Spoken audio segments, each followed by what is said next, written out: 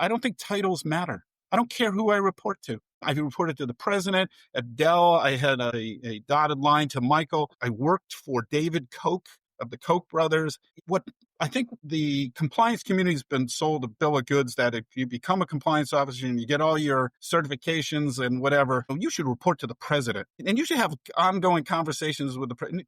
What you should do is have access and influence. That's what you should have. It doesn't matter who you report to. The question is, if you do your job well enough, people will find you. Hello, and welcome to Campus Docket, a Volt podcast about the legal challenges reshaping higher education. I'm Scott Schneider, attorney and adjunct professor at the University of Texas School of Law, and I'm joined by Eric Kelderman, senior writer at the Chronicle of Higher Education. Each episode will unpack the key legal developments that matter to higher ed leaders, from student rights and faculty contracts to DEI lawsuits and government oversight. Campus Docket is produced by Volt, the go-to news source for higher ed leaders and decision makers. Remember to visit Volt at voltedu.com and subscribe to Campus Docket on Apple Podcasts, Spotify, or wherever you get your podcasts to make sure you never miss an episode. Let's get into this week's show. All right, we're back. Campus Docket. Scott, the dude abides. Yes. You're very dude-like. I just think of you, if I were to compare you to a lot of folks, I would think of you as the dude. Thank you. That's literally, I'm sorry. That cracked me up. It's literally my favorite movie. And I know. I was doing some calls today where I was quoting, and I'm like, are you following me? Jesus Quintana, man. I won't do that for the audience, but what a great, perfect movie. On every level, it's the most perfect movie. We'll use movies as an icebreaker someday. And we'll get into that. But we do have to do something serious here, which is we have to talk about really our newest sort of legal development in the higher ed world. And this is, I think, a fascinating topic. About a week or so ago, the Supreme Court handed down a decision on the emergency docket, basically saying that a group of litigants who were challenging the cancellation of NIH grants, which the government had decided to stop paying because they were related to, I guess, DEI stuff, that was the government's assertion, right? A federal district court judge had halted those cancellations, and the administration appealed on the emergency docket to the Supreme Court. And the Supreme Court said, basically, that the federal district court judge did not have the authority to halt those payments, that those payments have to be challenged in the U.S. Court of Federal Claims, which is basically a branch of the judicial system that deals with, breach of contract stuff with the government, and where challenges have to be made one at a time. They can't be aggregated or brought in a class action suit. You can't consider constitutional issues at the Court of Federal Claims. It was a weird decision in a lot of ways, but they also said that the federal district court judge did have the authority, however, to overturn the government's rationale for dismissing those grants. Raises so many issues, I think, in higher ed legal professional world. What's your sort of top line takeaway from this? My top line takeaway is all of those justices would have benefited from a legal writing class.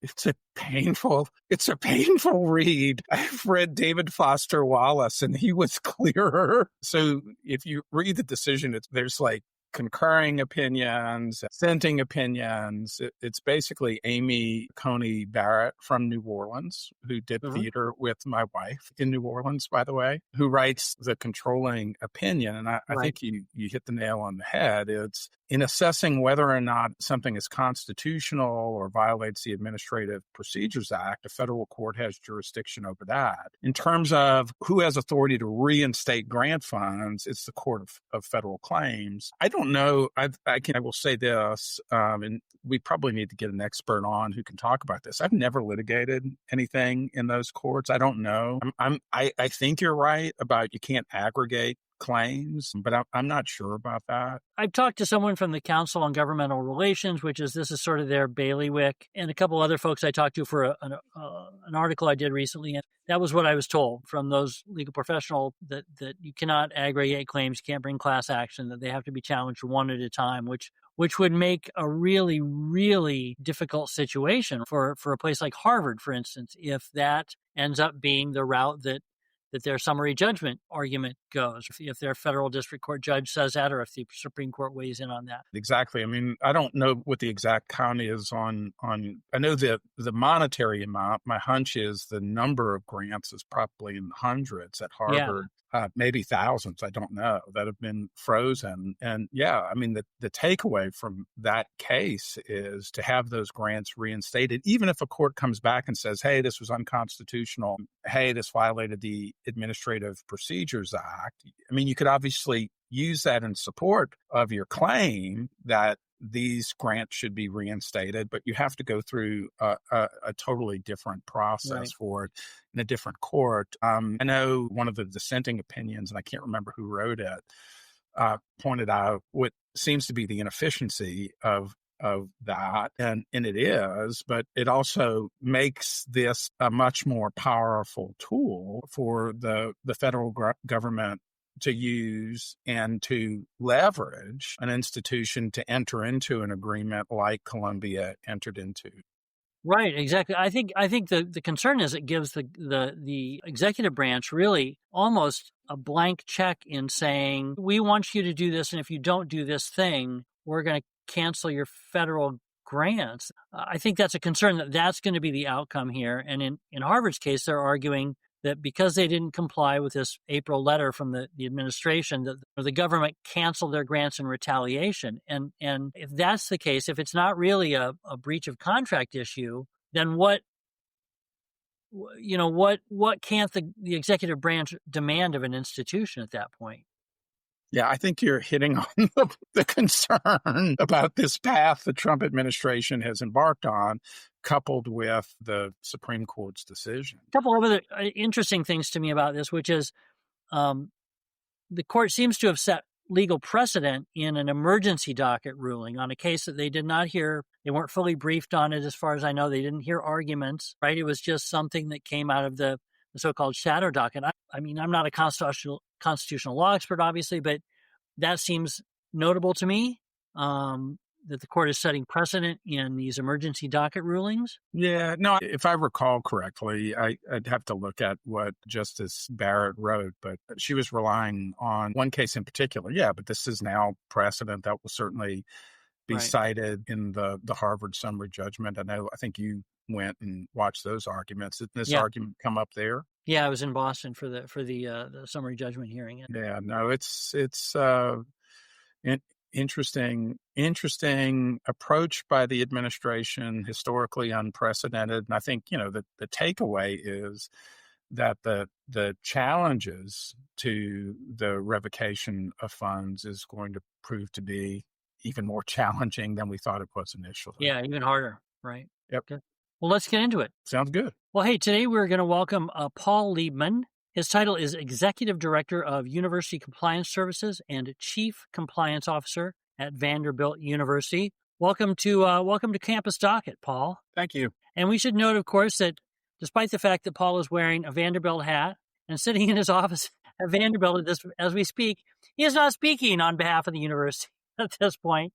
He's just speaking from the university. Correct. Yeah, good. Very cool. He's also, I don't know if you know this, but he's like a divinity school student as well. I am. Yeah, we're going to talk a little bit about his background, so I'm looking forward to that discussion. I'll just stay up front. Everything I say is, again, doesn't reflect the policies of the university. It reflects my opinions based on my career path. Sure, absolutely. That's good. Well, as you know, Paul, we like to start our conversation with our guests with a little bit of an icebreaker, and I'm actually going to probe a tension point between you and Scott, because I know you guys know each other. And I'm going to ask, which city is your favorite music city in the world? Well, from my perspective, having lived in both Austin and Nashville, I think I'm in the better position to tell you that Nashville, with the title Music City, is the place to be. In addition to obviously all the country, we have just innumerable amounts of locations to listen to the blues, listen to rock music. We have an unbelievable symphony here. It's just a tremendous place to listen to music. Scott? When you have like really bad taste in music, your opinion about these things shouldn't matter. Yeah, no, there's no better. There's like a couple of cities that are close, but there's no better live music scene in Austin, and I'll be taking advantage of that later. Yeah, that's easy. I mean, it's not even a complicated question. Yeah, well, you've been wrong on lots of things, and you're wrong on this one, so that's fine. I can't think of many things I've been wrong about, but it's another conversation for another day. Correct. And to move this along, rather than agree with you and both of us be wrong, we should probably just move. Well, I'll just tell you, I've seen live music in New Orleans and Austin, and I think it really depends. And Nashville, by the way, I've been down on Broadway. Broadway. Been to a couple of great honky tonks on Nashville, on Broadway in Nashville. I've been on it's East 6th Street, right in Austin, and I've been to several of the jazz spots in New Orleans. I have degrees in music, and I would have to say that the best live performances I've seen have been in none of those places. I heard the Branford Marsalis Trio at the University of Maryland a few years ago, which was really just mind-blowingly good. I heard Isaac Stern play violin in Prague in the Czech Republic, probably the best classical music concert I've heard in my life. And so those are both up there. Of course, lots of great stuff in all of those places. But let's. Hey, can I talk about Branford Marsalis for a second? Because go ahead. Yeah. And I also see you got the Van Halen album. I got the Van Halen album in the background there. It's one of my favorites. But so my uncle was a big band director in high school at De La Salle High School, Go Cavaliers in New Orleans. And one of his students who I got to be friends with when I was very young was Branford Marsalis. So there, in your face. Wow. I mean, amazing trio, amazing musician. I've heard Wynton and Branford and Delfeo. And Dad was just like Ellis. I heard Ellis the first time I was in New Orleans. I went to Snug Harbor, and heard him play in a trio, and it was amazing. Yeah, very good. And they have another brother who plays drums. I heard him at Preservation Hall. Is that Jason? Yeah, it could be. Yeah, there's a lot of them. It's a great crew. But I've heard Wynton a couple of times, so that's awesome too. So yeah, Wynton is not as much fun. That was my recollection. He was a very serious man. Yeah, but a phenomenal musician. Really, without question, talent. So let's get into it, though. Paul, your title is you do compliance. Yeah. A lot of folks think about becoming a lawyer growing up. I don't think a lot of folks think about becoming a compliance officer. So tell us how you got into this role. What drew you to this? Tell us about your background. Do you want the short version or the long version? How much time do we have? I'll tell you, when I was in law school, I realized very quickly I wasn't as competitive as everyone. And so I went out and got a job. I had a political science, Soviet studies minor. That tells you how long ago I was in school. So I realized if I was going to get a job after law school, I was going to have to do things outside of the classroom. And I went and got a job working for a foundation that resettled Soviet defectors. It just shuffled people around. These were high-level government defectors. They would come over and the State Department would suck them dry from their information. And then I would drive them around, help them find jobs that weren't washing dishes or driving taxis. I would go shopping with them, help them find apartments. That was my job. The general counsel of that foundation was a significant lawyer in D.C. He was a FERC lawyer, and he came to me and said, "Would you like to make some money? I need a clerk." And so I went to work for this firm, Van Ness Feldman. The moment I put that on my resume, every oil company in America contacted me. They couldn't believe there was this dumbass out there in law school that had any interest in natural gas law, which I did not. And I got invited to spend a summer on my summer associate job in my second year, and that led to a job offer. When I started, I was assigned to the environmental litigation group. I started 2 months after Valdez, and so everybody who was an environmental lawyer and could spell Exxon went to the special project Valdez, and I got what was left, which was a lot of underground storage tank cases and stigma cases and gas station and terminal cases. And my docket went from about 40 cases to 1,000 in about a year. And so really all I did was I flew around with outside counsel managing all these cases. I literally did not even have my license yet. I hadn't passed the bar yet. So I did that for a while. I got transferred to be a refinery attorney. Apparently I pissed somebody off at Exxon, and they sent me to Newark, New Jersey. I find that hard to believe, by the way. Oh, yeah. You know me well enough to know that I piss people off. But yeah, so I became the environmental compliance attorney for the John D. Rockefeller's first and oldest refinery in Linden, New Jersey. And that's where I really started just focusing on compliance. And I was a compliance lawyer. I eventually made my way out of Exxon. It wasn't a tremendous fit. I had a sense of humor. They did not. And so I ended up in Minnesota, where my wife is from, and did some work for Koch Industries. They had a couple of refineries, one in Texas and one in Minnesota, and they brought us down to Wichita. When I got to Wichita working for Koch Industries, I was doing compliance for lots of things and doing compliance due diligence on the hundreds of deals they were looking at any given time. And then I went with one of the deals and became the compliance attorney for this large multinational. And that was my first real full-time compliance, not just environmental, but everything. That job begat Dell. I went to work for Dell. I was the global compliance counsel for Dell. I had the pleasure of building a compliance program while the DOJ was instituting criminal action against Michael Dell for accounting errors. And I was in one cube. DOJ was in the cube next to me. And I had a lot of fun building out their global program. Did that for a couple of years. Sort of got burnt out with that. Had a consultancy on the side. I went to work and did some work for a number of companies, the biggest of which was Cisco Foods. I helped build out their global program. And then in 2013, my friend at the University of Texas called me and said he was leaving to go to the University of Miami, and President Powers wanted to meet me. And I said, I have this amazing gig going on right now and making a lot of money, and I'm really not interested. And he said, you need to come talk to President Powers. Well, you may know Powers by virtue of the Powers Report, which was he was the dean of the law school at the University of Texas, and he was hired by the Senate to figure out what went wrong at Enron. And so the Powers Report was this 5,000-page report. So I said to myself, this is the guy who sort of like the Pope. I mean, I wanted to go meet the Pope. He created my profession.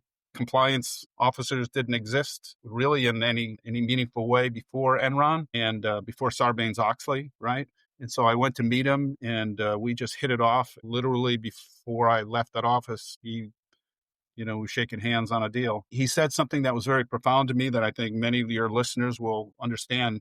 He told me after the career I'd had to that point, especially things like Dell with, 100,000 employees, 20 different languages, 150 countries. Think how easy it was going to be at the University of Texas. Just 20,000 people, all speaking English. How easy is this going to be for you? And as you might imagine, that was a complete total lie. Yes. Because the University of Texas is a global brand, just like Dell. And every single issue that Dell had, the University of Texas had, plus higher education, right? Absolutely. And we had your most significant employees don't think they're employees. So like they'd be the equivalent of your top salesman in a company. The faculty, they literally don't believe that they're staff. In fact, we actually refer to them staff and faculty, right? As if they're not staff somehow, they're not employees. So I did that for a number of years. I got completely burnt out. After about 5-6 years, there was a lot of political pressure between the governor's office and President Powers. He ultimately resigned, and I worked for a couple more years, and my dad was ill, and I ended up taking a leave and was going to take some time off. And then my dad told me I was an idiot.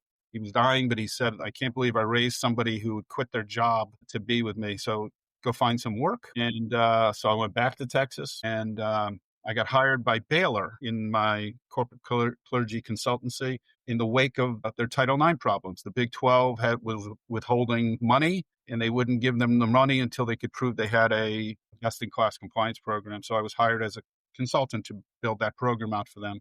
Was there for about a couple months, and President Livingstone, who's a marvelous human being, by the way, said to me, you should come in and be our chief compliance officer. You should just come be an employee, which was fascinating to me because it's a school that only hires Christians, and I'm a Jew. So I became the only Jew in the entirety of Baylor University.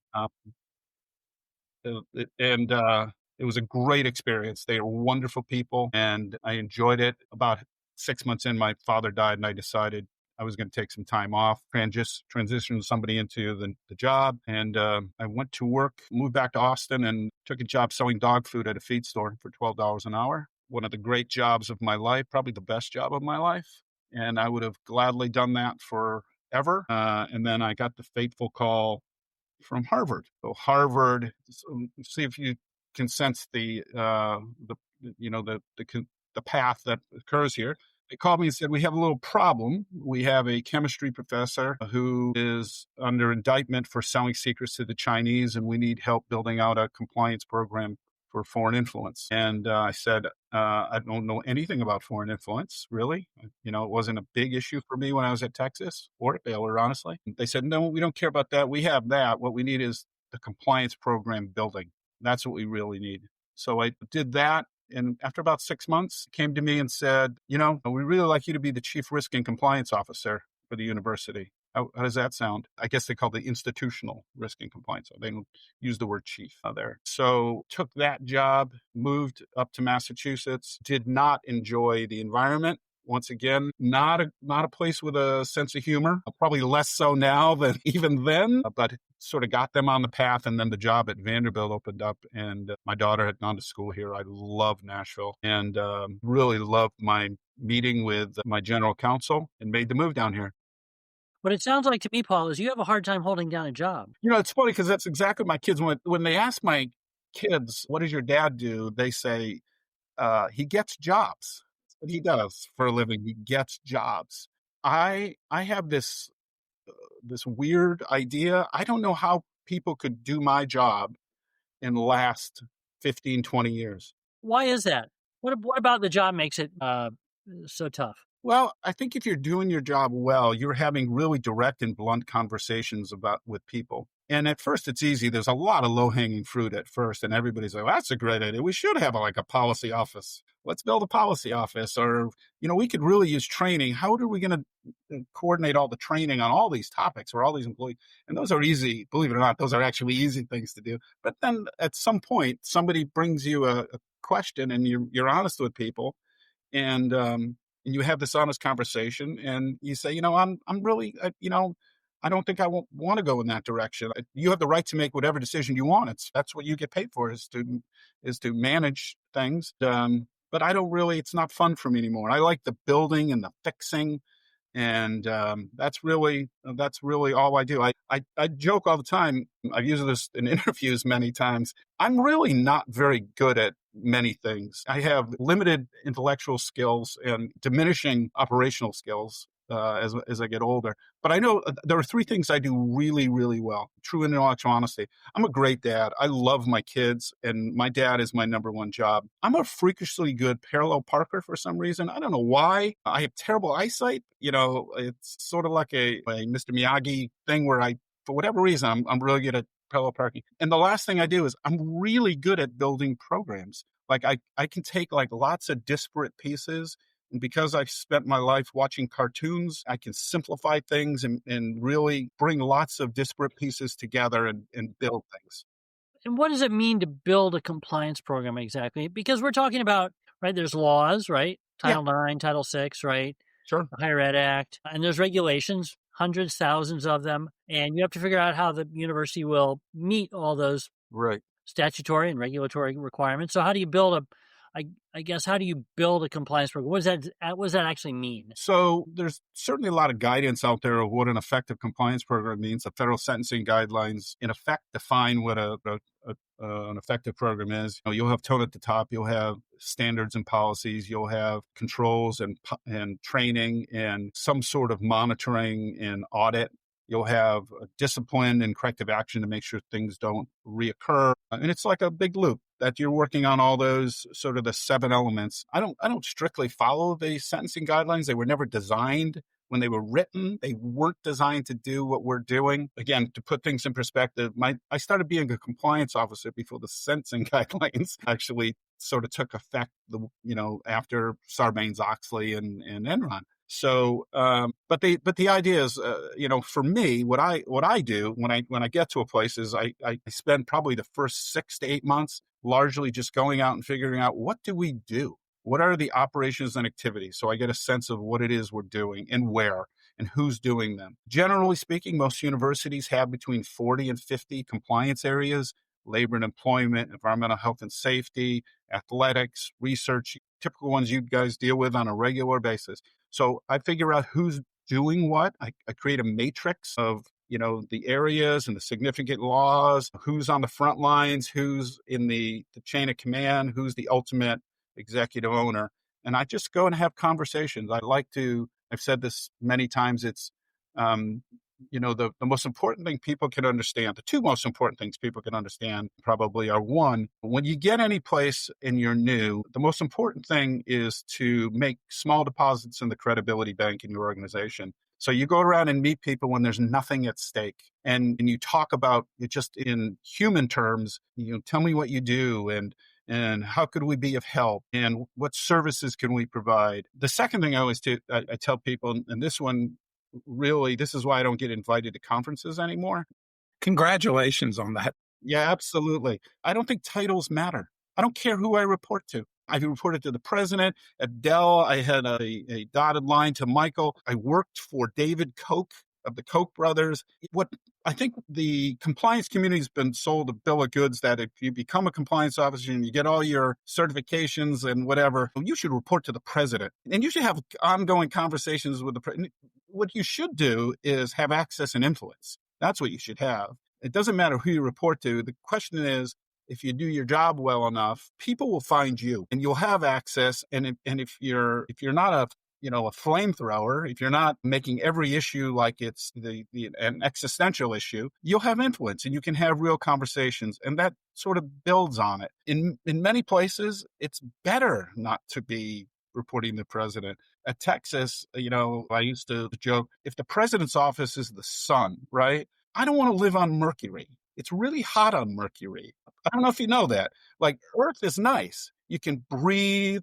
Takes a long time to get there, right? My mindset is I want to be separated enough so that I can go do what I want to do and not have this constant reporting obligation. I want to jump in here, Scott. You work with a range of clients. You obviously interact with issues around compliance. Some of them have compliance officers. Sometimes you become the compliance officer, I think, in your work. I'd like to hear sort of, when you go to a place, is it obvious to you that the compliance function either works or doesn't work right away? And what are usually the hallmarks of a good program that you see? Yeah, I think it's, I'm going to throw this out to Paulie as well. Can I call you Paulie? You can. I think it's, when I think of like good compliance programs within universities, and then I'm going to ask you some questions. Sure. Think of, they're the kind of check the box technical legal stuff. I read as an industry, I think people don't realize this, is probably the most regulated industry in the entire American economy, both from civil rights, Clery, the research compliance obligation. So it's, hey, do they have the kind of check the box compliance pieces? And then I start thinking big picture. Is this a place which ensures that people in the community don't get hurt right on the front end?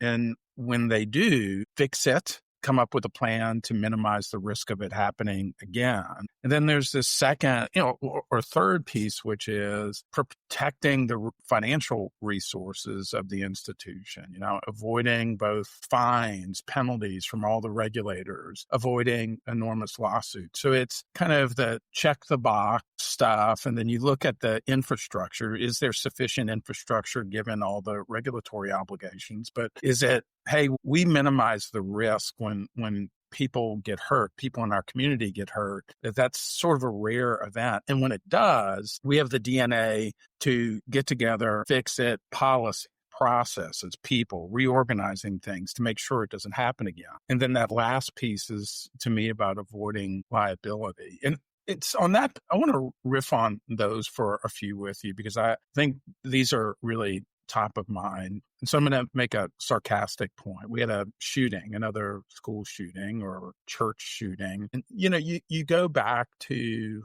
the school shooting. Oh, I'm forgetting. Was it out in Virginia Tech many years ago? What was it? A decade, 2 decades ago? It's been a while. A decade ago, probably 12 years ago. Look, when I was at Tulane, when I was in-house, that was something we thought about all the time. I mean, and we had these extensive behavior intervention team groups. We had students who were consistently, and people in the community who were consistently on our radar. And I mean, it took years off of my life to do that work. And I think post Virginia Tech, I mean, there was all these expectations on Virginia Tech, and they then really studied it and were real candid about where they failed and bridge the gaps, make sure that this would never happen again.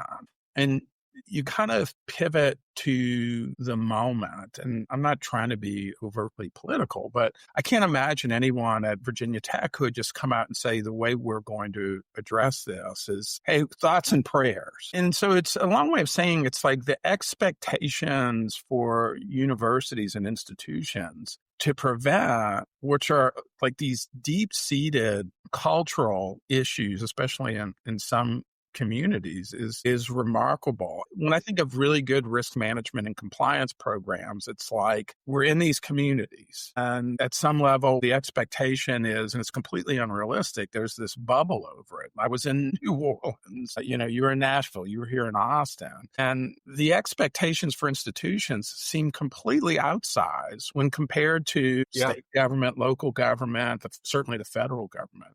Yeah. Thoughts on that? Wow.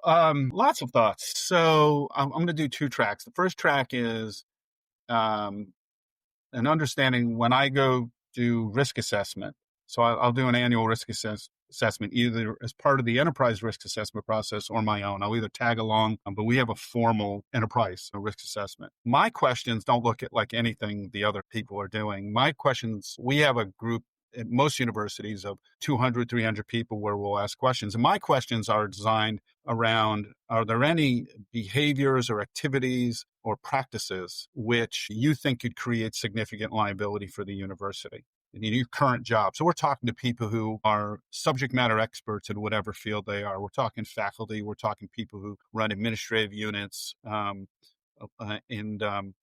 then I tell them what I think significant means. And although you can say that there's no real order to the kinds of liabilities, there really is. Death or serious injury to people is number one. I want to know if there's anything happening on our campus. Just as a human being, do you worry about when you walk from your parking garage to your office? It may have nothing to do with the job that they do, but we have 300 people all over campus. That is a diagonal slice throughout the organization. And I'm trying to figure out anything that could cause death or serious injury, whether it's job related in the lab, involving kids, or just matriculating, walking around campus, right? The second thing is criminal liability. Is there anything, these people are theoretically experts in their field. So what I'm doing is I have a general knowledge of what the laws are. I'm not a lawyer. I don't act as a lawyer, and I haven't acted as a lawyer, but I can engage them in conversation. And we talk about things that are not just, very specific criminal issues. We talk about things that bring criminal liability. Lying to the government, right, is the easiest way for the government to bring criminal action against you and open up an investigation. And so we talk about, what do you do to make sure that when you're communicating with the government, everything is truthful, accurate, complete? Tell me your process. So we're having that conversation.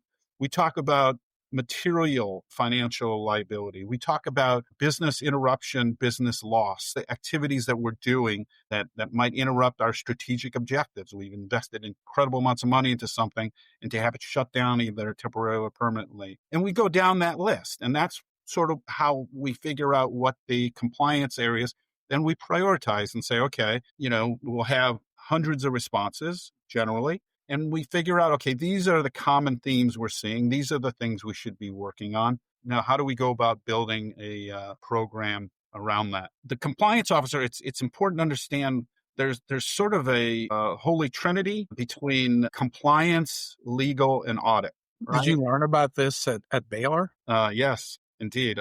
I learned about it in prayers before meetings. Legal tells us what the law is. They're the what. They tell us what. Okay. We're all assurance functions. So generally speaking, you're engaging lawyers, either internal or external, to say, okay, do we have a problem here? Are we out of compliance with something? Then they come to me, and I'm sort of like the pep boys. I'm tools, parts, and services. That's really what I am. Right. And so somebody will bring something to me and I'll say, okay, this is the standard, either the law or the regulation. And how do we get there? What is the policy? What should the policy look like? Right? What should our training look like? What kind of controls, human, operational, what kind of controls should we put in place? And then audit comes in at the back end and says, are the controls you designed to be effective? And are they operating as designed? And it's this constant little dance between the three assurance functions. And that's really how it works in the real world. And it's really important it's been my experience, very important that people stay in their swim lanes. I'm a lawyer. I could give legal advice, but there are people who literally, like Scott, who spend their days thinking about the law, the actual law. That's not me. That's just not me. So I will rely on his advice and build around that advice. And we'll have queries, about what is the extent, what does compliance really mean? Because compliance is sort of a continuum, and it all depends on how much money you want to spend, really, to feel assured that you're not going to have a problem. The second thing I want to talk about is when you talk about the shootings, it's really interesting. We had a murder on our campus at the University of Texas in 2015. We had a homeless person who wandered onto campus and bludgeoned a woman and raped her. And it was the first murder on the campus since 1966, which is really unbelievable since the tower shooter. If you think of like the University of Texas at Austin and where it's located and what's happening to the city, and it borders on Highway 35, which has homeless people encamped. It was sort of shocking that it hadn't happened. We had lots of security and police officers, but you know what? A person wandered on at 9:00 at night, and that's what happened. And when that happened, the world collapsed on us, and the president tapped me to create a plan to respond to it. And we spent millions of dollars, literally millions, thinking about lighting and pathways and video cameras around buildings and trauma kits at buildings, combining landscape and lighting to make sure that the lighting was effective. We used drones to watch how people got on and off campus all day and at night. Our use of safety apps, our relationship with both the UTPD and the Austin PD, incredible amounts of effort, millions of dollars. And all we heard from parents, what an unsafe place the University of Texas at Austin is, right? And what I would tell people, and eventually I think the president started telling people, is that parents need to understand something.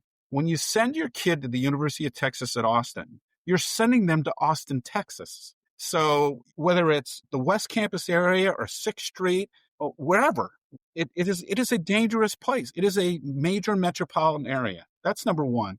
Number two, the campus is absolutely the safest place in Austin, Texas. There's nothing even close. We have police wandering the 40 acres there, police wandering around all the time. It is without a doubt. And then the third thing is, and this has to be true, you have to be committed to being better, constantly checking yourself, where are there vulnerabilities? And we used to have vulnerability assessments, poking at ourselves, trying to find the problems so that you get better from year to year. And it's the same anywhere. In most places, the campus is the safest place, but they're not immune to the things that when the city of Austin goes from 400,000 people to like 1.5 million in 10 years and becomes the 10th largest city in America, it comes with things like that.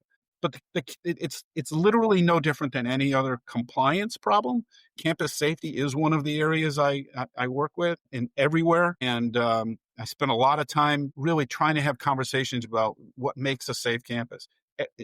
I spent a lot of time walking every place I've ever been. I walk the campus. I come to campus every day. I bike the campus every day. I'm here in the morning. I walk it at night. There's lots of people that do that so that we can make sure that our compliance efforts are up to snuff. Let me say this. I mean, you've seen this for 20 years and it's ubiquitous, which is this criticism of higher ed. And there's so much administrative bloat that isn't tied to the core educational enterprise. But that's because the expectations for institutions of higher education are much more exacting than any place else in the surrounding community. And this is an example. I mean, like you, Paulie, when I'm in Tulane in New Orleans, I mean, we would literally, in doing safety assessments, we would take a night and go, what are the most frequently foot trafficked places from off campus to our campus? Are they well lit? And then working, it was all of that sort of stuff. And that takes a lot of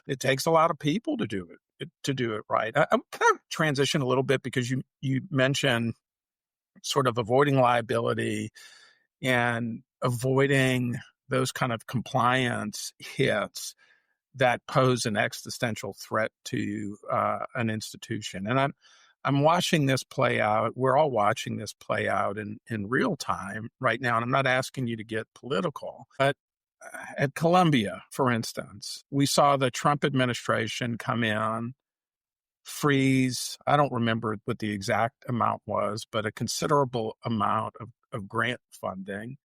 $400 million.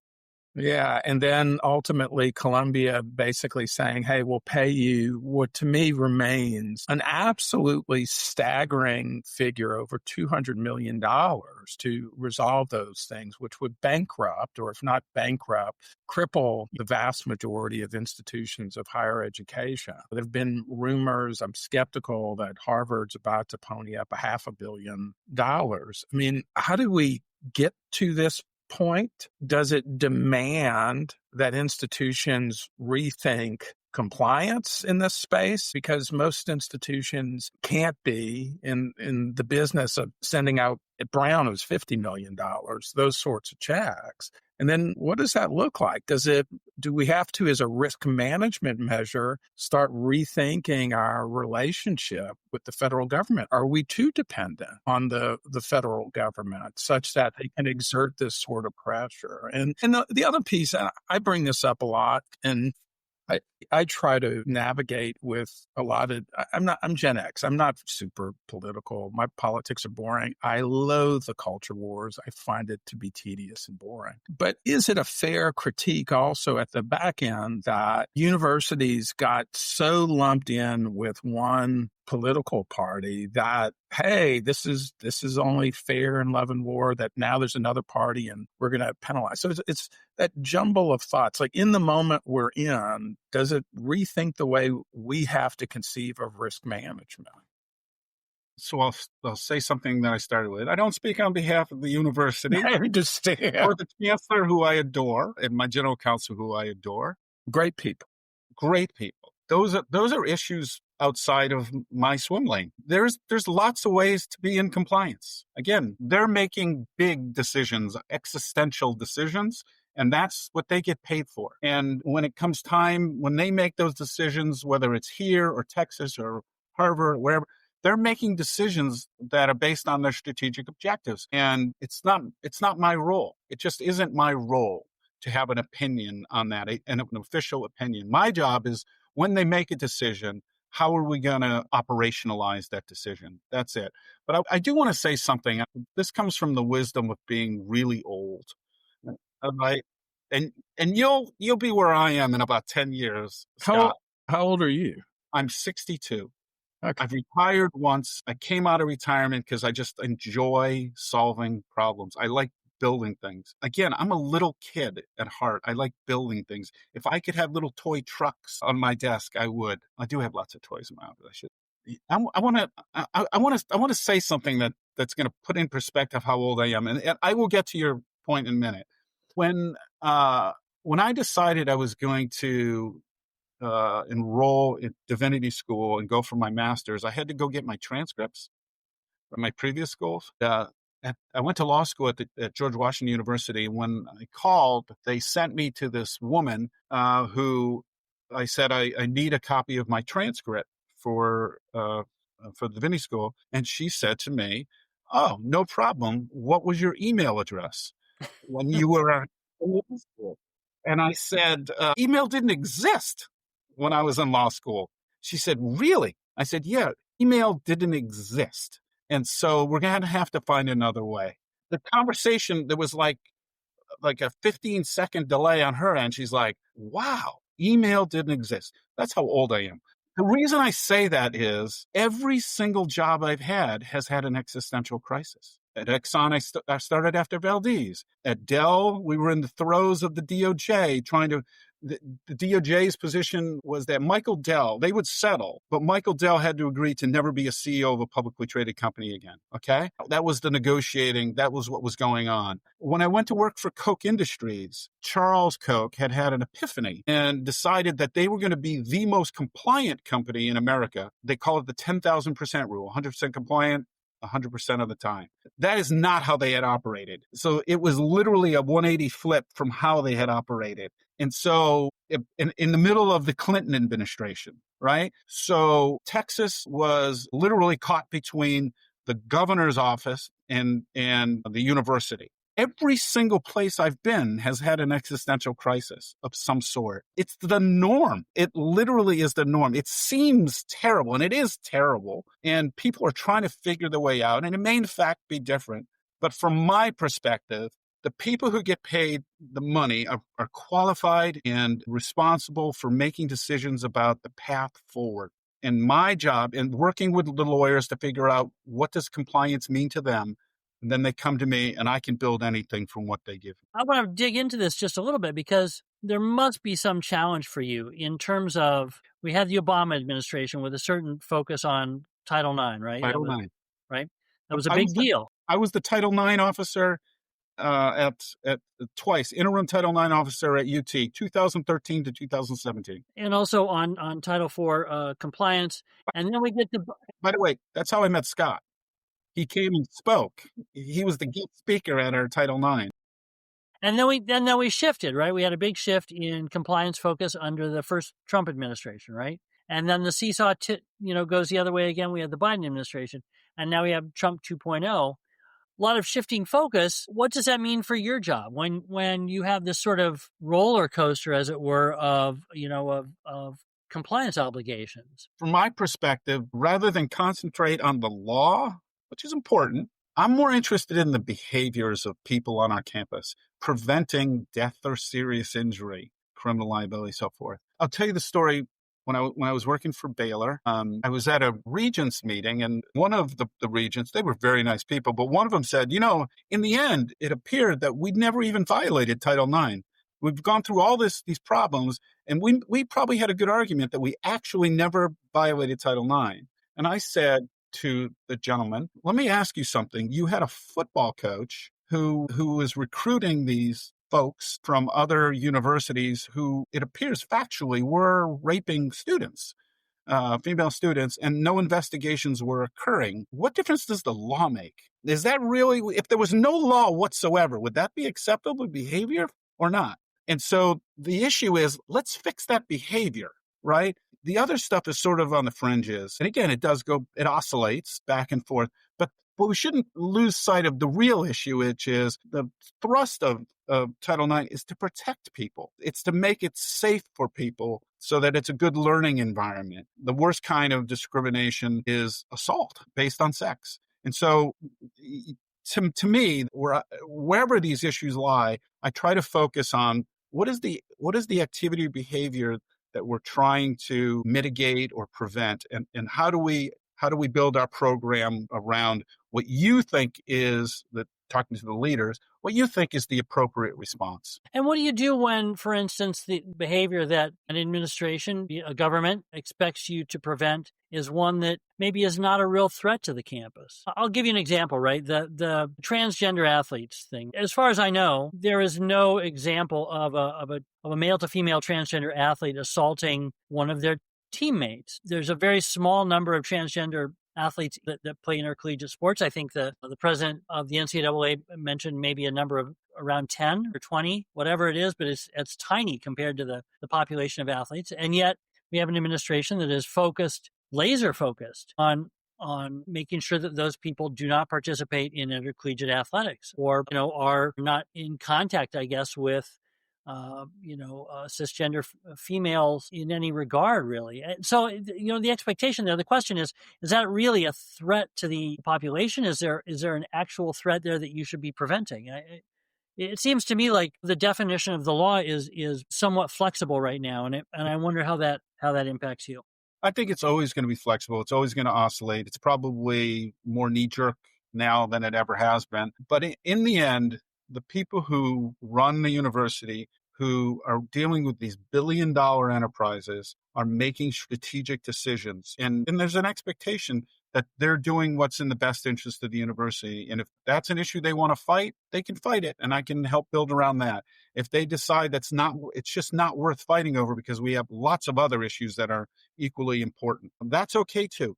Again, my job everywhere, I don't get paid to manage a university, but my job is to make sure that once decisions are made, how do we go about making sure that our policies are the right policies, making sure that we have the right kind of education, whether it's general awareness, heightened awareness, maximum awareness. How do we make sure we have the right controls? That's my job. My job is to make sure that we built out so that the university's leadership's objectives are further. Scott, you must have thoughts on this. Yeah, no, it's a tough one. The Chronicle had this piece recently about, was it Derek Bach at Harvard 30 years ago? Did you see this, Eric? Oh boy, that's a good question. I don't remember seeing the piece on Derek Bach. Yeah, so it's he's a very interesting player in the history of higher ed, but I think as he was leaving Harvard in the 90s, he wrote this. It's a lengthy piece. I can send you the PDF. Maybe we post it to the show notes, where he talks about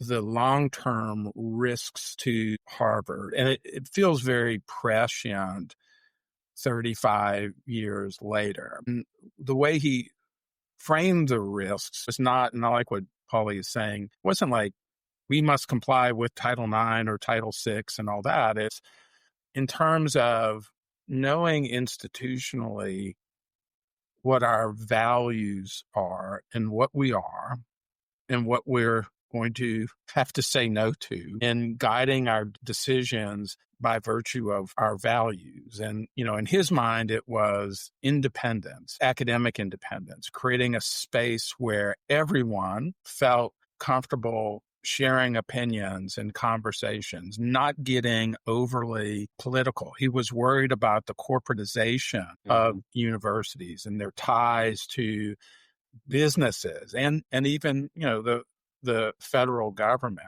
And it was a really interesting thought piece. And again, very long, really thoughtful, but it felt very prescient. And it's had me thinking, this is almost what the moment calls for, which is we do everything at universities. And maybe it's a matter of going, what are our values? What is it? What is the business we're in? What is our mission? What are our values? What could compromise those values, whether it's relationships with business, getting overtly political, relationship with the government, and where are certain red lines that we're not going to be willing to cross? And I've talked about this recently at a meeting with some university presidents, and I would say rethinking, well, at least having a line of risk management that is focused on mission risk management. These are our values. Are we deviating from them? And so that's one of the interesting things about higher ed over the last 20, 30 years, and I've seen it in real time, is this rise of influence with lawyers. How did UT, for instance, the new president, Jim Davis, was general counsel. It gives you an example. And that's certainly, not uncommon. And Jim's a really great guy. This rise of lawyers, this rise of compliance personnel that you didn't have. Have we lost sight of what we do and what our values are, and ensuring that we don't deviate from that? And you kind of see that play itself out. We're seeing it play itself out in real time in the Harvard conversations with the government. You hear talk about these are red lines. Well, why?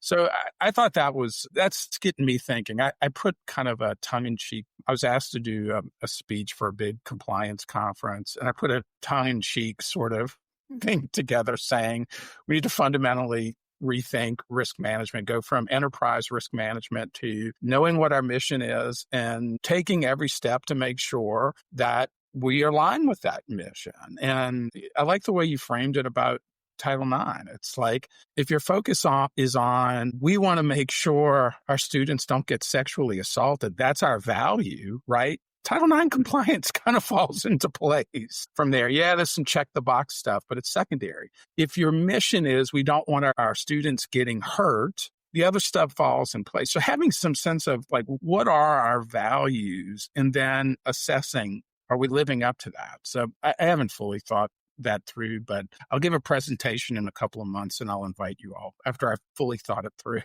All right. It's hard being a college or university president. Higher education leaders face tough choices, and the best path forward isn't always clear. Neither is how to communicate about the choices that an institution has to make. Trusted Voices explores the complex intersection of leadership and communication.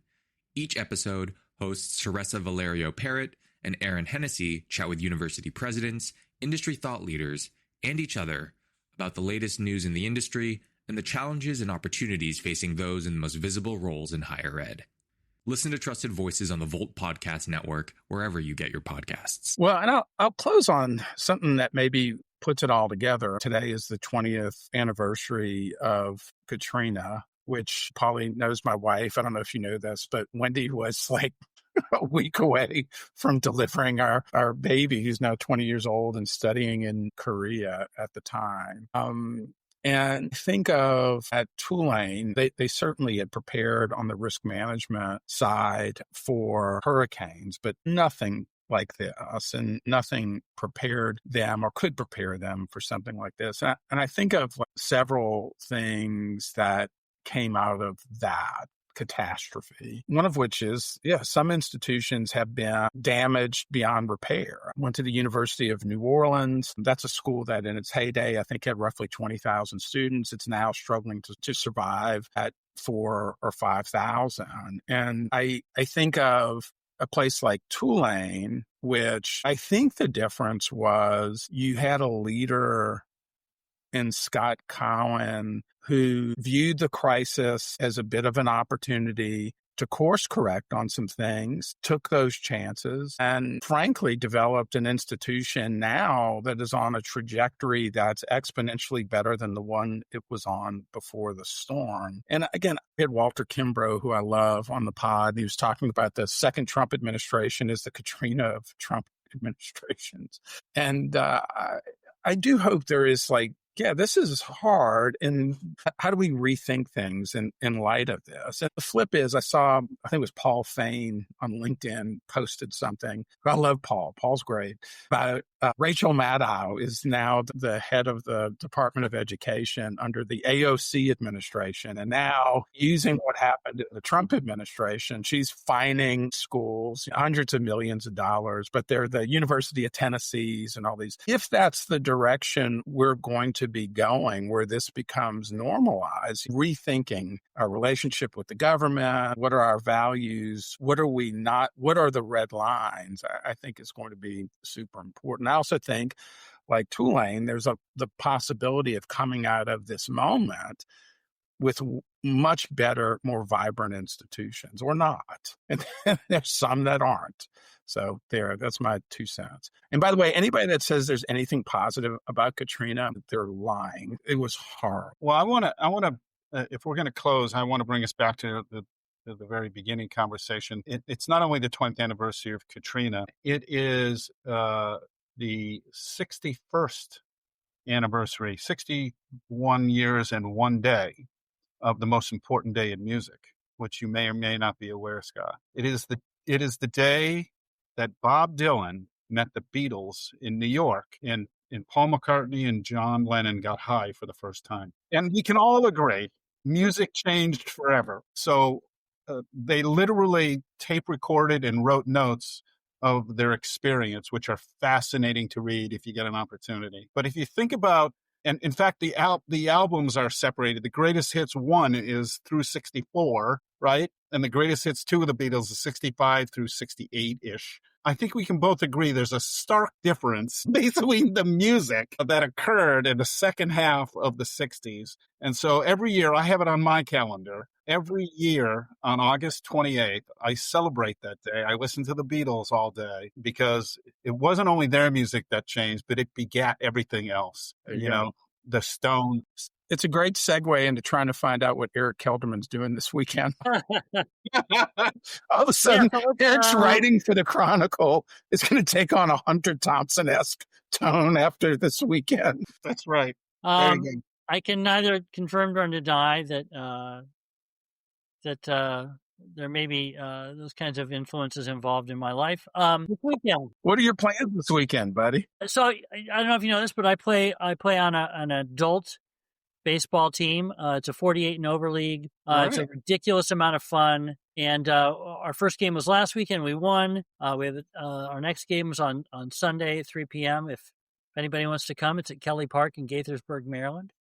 And so for me, it's baseball season, and I love playing. Still love playing. It's a lot of fun. It's hard to walk the next day because I catch several innings a game, and that's at my age that's a challenge. But it's worth it. So. I have a magnet that sits on my fridge that says my favorite childhood memory is when my back didn't hurt.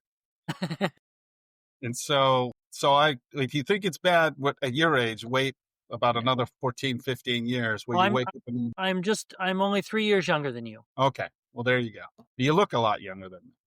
So there you go. So it's the camera. Because he doesn't work with lawyers every day. Yeah. That could be something. What you got going on this weekend, Paulie? You doing something fun? My passions are live music and college sports. I can't imagine a better place to be. And tonight, Vanderbilt women's volleyball makes a reappearance after 30, 40 years where we're kicking off women's volleyball again. So we have a free game on the Wyatt Lawn, one of the big common quad areas. And then there's a concert. When the game is over, there's a concert for folks. We expect to have a few thousand people there. And then tomorrow night is opening of college football, where the Commodores will kick off their season. And we love Diego Pavia, our quarterback, who has been sticking it to the NCAA, and we'll get another year. I think he's 25 now. Maybe we'll get one more year. But as long as he keeps beating Alabama, he can stay forever. I'll turn a blind eye to it.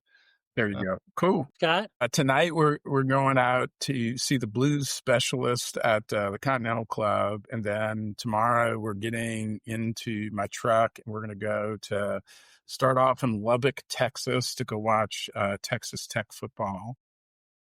Can I ask you a question? The blues specialist, do they still have the keyboard player with the long fingernails? I've never seen his fingernails. No. I will tell you, I can't remember his name. His daytime job was driving a city bus. I will just tell you that. And he used to, between driving the bus and appearing, by the way, the Continental Club is just literally my favorite place in the world. But he used to smoke cigars. So there were three of us that would go to this place at the old abandoned North Cross Mall, the Scotch Tape Mall, as we called it, because they had no stores. And they had a cigar bar in there, and me and one of my friends, and he was always in there, and we would smoke. And then we would watch him. You would recognize him. He has like really, really long fingernails. So we'll be there tonight. Take a look. I'm going to take a look and I'll get a picture with him. But then, so we're going to Lubbock tomorrow to watch Texas Tech football, which is this ascendant program that spent, I think, $30 million on their football payroll. We can't call it payroll, their NIL budget. And then we're going to Taos, New Mexico. All right. Yeah, I'm going to go work up there for a time being. So that's the plan. Good stuff. Can I give you a music recommendation for your ride? Sure. So the new album by St. Paul and the Broken Bones. Have you heard them? Yes. I've seen them many times. That Right? guy, the lead singer, does my taxes. Okay. So they have a brand new album, and the song Sushi and Coca-Cola is out right now, and it's a great album. It's a very different sound than they used to have, and it's I highly recommend it. That'd be great. I'm excited. September 5th, I'm flying out to Denver, and I'm going to see Pat Green, who I haven't seen in many years. He's back. He's doing a little summer tour, and that's his last spot. And so I'm looking forward to seeing Pat Green at some dive, like 100-person dive in Denver. So Cool, man. Yeah, it's all good. Eric and Scott, thank you for having me. I enjoyed it. Now I'm going to go back into seclusion like I do. Nobody will know about me again. You will. Thanks a lot, Paul. All right, buddy. Bye. Take care. Yep. There you go. Well, look, thanks for tuning in to Campus Docket. You'll find links to everything we discussed today, including related cases, articles, and a full transcript in the show notes and on voltedu.com. Be sure to follow Campus Docket wherever you get your podcast. And while you're there, check out Trusted Voices and Higher Voltage, 2 more podcasts in the Volt lineup that look at higher ed through different lenses. On behalf of the Volt team and my friend Eric Kelderman, thanks again for listening. We'll see you next time.